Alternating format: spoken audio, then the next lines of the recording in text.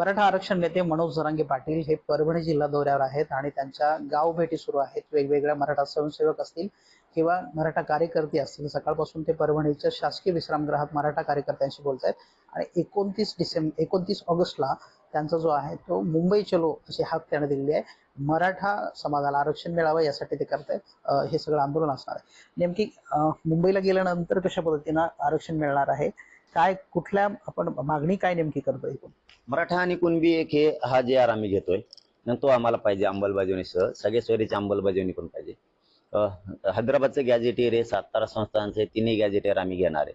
जे आमच्या 8-9 मागण्या आहेत केसेससह बलिदान गेलेल्या कुटुंबासह त्या सगळ्या मागण्यांची अंमलबजावणी आम्ही घेणार आहे. त्याशिवाय सोडणार नाहीत. आणि मुंबईत लय लोक येणार आहेत. कारण आता लक्षात आलं सगळ्याच पक्षातल्या मराठ्यांच्या, विशेष करून भाजपमधल्या मराठ्यांच्या पण लक्षात आलं, आपण सत्तेवरती ज्या माणसाला फडणवीसांना बसवलंय तोच माणूस उलटलाय आता. कारण जाहीरपणानं जर म्हणतोय शांततेत येणारा मराठ्यांचा मोर्चा पोलिस बघून घेते, म्हणजे काय दादागिरी करायली काय? तुम्ही काय दंगल घडवून आणायला लागली का त्या माध्यमातून? त्यामुळे मराठा समाज जागा झाला. आणि याच्यापेक्षा जास्त जी मराठ्यांची खरंच लाट उसळली नाही ह्या 2-4 दिवसात, त्याचं कारण असं आहे की त्यांनी एक अधिवेशन घेतलं तिकडे त्यांच्याच पक्षातल्या ओबीसी नेत्यांचं. बाकीचे ओबीसी नेते जात नाहीत तिकडे आणि म्हणे मी ओबीसी साठीच लढणार आणि मराठ्यासाठी नाही लढणार का? मग बाकी जाती धर्मासाठी लढणार आहे असा राज्याचा प्रमुख असतो का कुठं?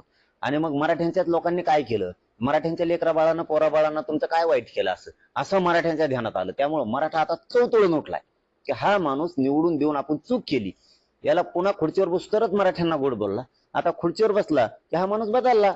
म्हणजे इतका उलट्या काळजात आणि उलटणारा माणूस म्हणून मराठ्यात आता प्रतिमा फडणवीसांची गेलेली. त्याच्यामुळं मराठे ताकदीनं आता मुंबईत घुसणार आहेत.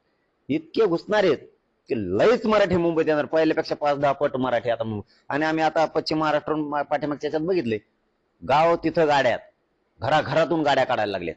आणि मराठवाडा विदर्भाचा तो विचारूच नका, ते तर तुटूनच पडते. त्यांना आरक्षण असून ते आमच्या मदतीला येते विदर्भ खानदेशवाले.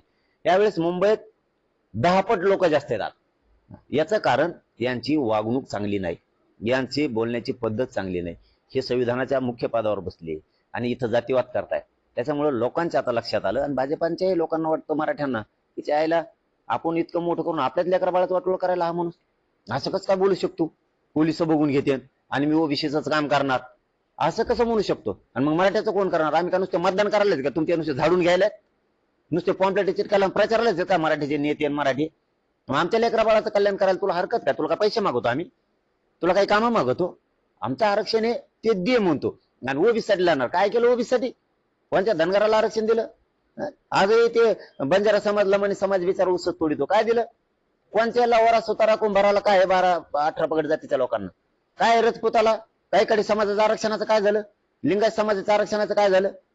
कुठं काय दिलंय कोणाला? निवडून येऊस तर फक्त म्हणायचं मी अमुक आणि मी तमुक, मग रक्त ओबीसीचं, आणि निवडून आलं की माझं रक्त हिंदूचं. काय पद्धती?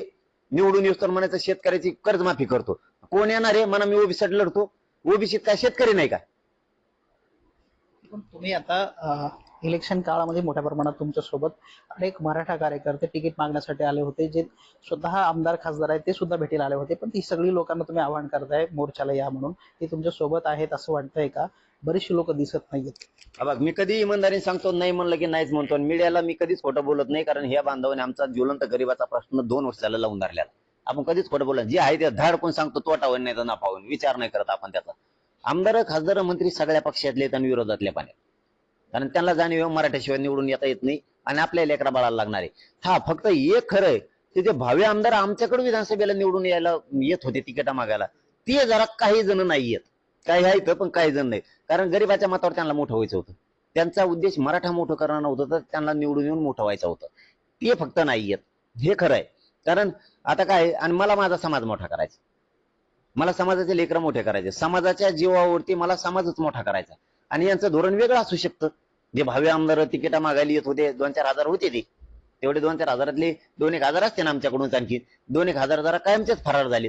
कारण कायमचे फरार झाले म्हणजे लोकांच्या पण लक्षात येतं, गरीब हे माणूस कधी बोलत नसतो गरीबाचा, पण ध्यानात लेट होतो. ह्यो मागले पळत होता, आता कसं काय पळत नाही? त्याला कवाच गुलाल लागून देत नाही. आणि तरी माझं आव्हान आहे भावी आमदाराला बी, सगळे आमदार खासदार मंत्र्यांना सुद्धा, समाज तुम्हाला कधी विसरणार नाही. पुन्हा एकदा आंदोलनात सहभागी व्हा, समाज तुम्हाला विसरणार नाही. आणि तुम्ही नाही आले तर तुमच्या डोक्याला कवाच गुलाल लागून देणार नाहीत, हे सुद्धा लक्षात ठेवा. कारण गरीब बोलत नसतो, पण टायमाला काटाच काढीत असतो.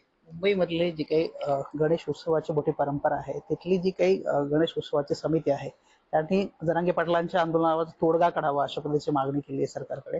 तुम्हाला काय वाटतं, कशा पद्धतीचं सगळं बघताय? हे सगळे जे मराठा जाणार आहेत, त्यांच्यामुळे गर्दी होईल असं त्यांना असं वाटतं? नाही, हे चित्र ते महोदय सगळे सन्माननीय ते गणेश समितीचे, गणेश मंडळाचे समितीचे अध्यक्ष बांधव गेले होते.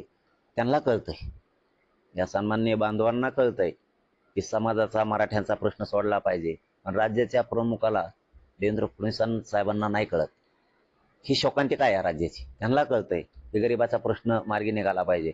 आणि त्या समितीच्या सर्व सन्मान्य बांधवांना आमचं आव्हान आहे की मुंबई आपली आहे, राज्य सुद्धा तुमचं आहे, आपण सगळे एक आहेत.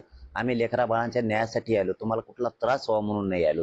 प्रत्येक वेळेस तिथल्या सगळ्या जाती धर्माचे, दलित, मुस्लिम, मराठे, परप्रांतीय लोक, आदिवासी लोक, कोळी बांधव आमची सेवा करतात. तिथं गरिबाचे लोक येतात आणि याही काळात तुम्ही करणार आहेत. आमचा काही उद्देश नाहीये तुमचं ट्रॅफिक जाम करण्याचा, नाही मग कुठं गालबोट लागण असं उचलण्याचं. कारण हिंदू संस्कृती जतन करणं आमची जबाबदारी सुद्धा आहे. वारकरी संप्रदायाची परंपरा टिकून धरणं आमची सुद्धा जबाबदारी आहे. गणपती बाप्पावरती तुम्ही जितकं प्रेम करतात तितकंच आम्ही पण करतोय. फक्त आमचा हट्ट एवढा आहे की आमच्या लेकरा बाळांचं वाटोळं होतंय, आमचं आरक्षण आम्हाला दिलं पाहिजे, यासाठी आम्ही येतोय. आम्ही जरी आलो तरी मुंबईची शोभाच वाढणार आहे.